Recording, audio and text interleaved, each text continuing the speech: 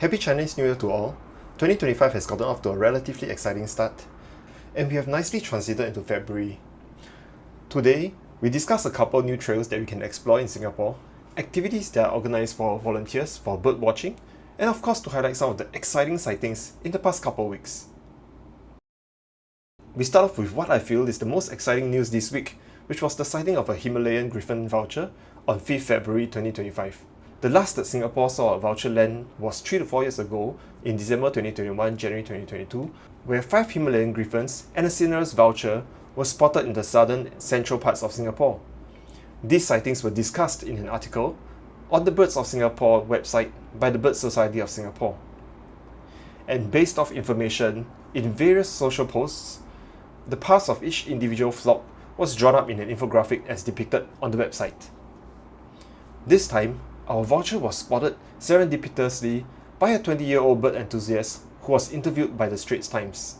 Mr. Lee was apparently relaxing in his living room on 5th February when he saw a large bird fly outside the window of his condo at Commonwealth. It was spotted on the roof of Block 55 Strathmore Avenue, and the next day it was spotted flying over Belias Creek in the Labrador area. I had myself made a trip to Mount Faber, then Labrador Park on 7th February morning, where I met some fellow birders as well. However, the vulture was not to be sighted.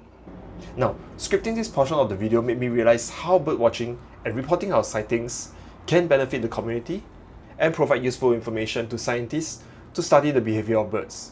Did you also get the FOMO like I did for this particular sighting? Tell me how your experience went in the comment section below. The Keppel Coastal Trail at Labrador Park and the Mandai Boardwalk opened up on 25th January and 14th January respectively. Upon its opening, many people have visited these areas and interesting critters have been spotted at these sites, including the king cobra and Mandai Boardwalk. This was prior to welcoming the snake year in the Chinese calendar. The Heron Watch is a citizen science initiative involving community volunteers to gather data about the heron, egret and bittern population across our island. And the latest edition took place recently from 18 January to 26 January. It is organised biannually as part of the Community in Nature initiative by NParks to track patterns in bird populations over time.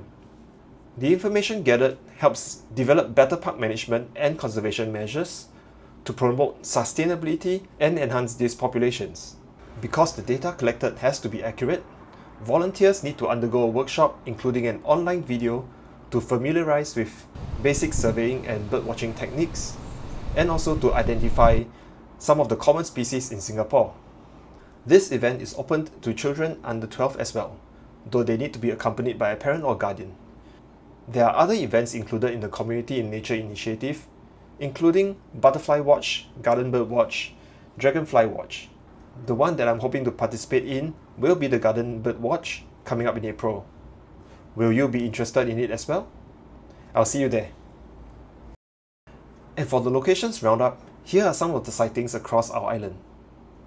I would like to highlight the sightings of the hair-crested drongo at Mount Faber and the Asian openbills in flocks across the island, as the two that stood out for me aside from the Griffon Vulture. Alright, that's all for the third episode of SG Bird Roundup. I'll see you in the next episode. Happy birding!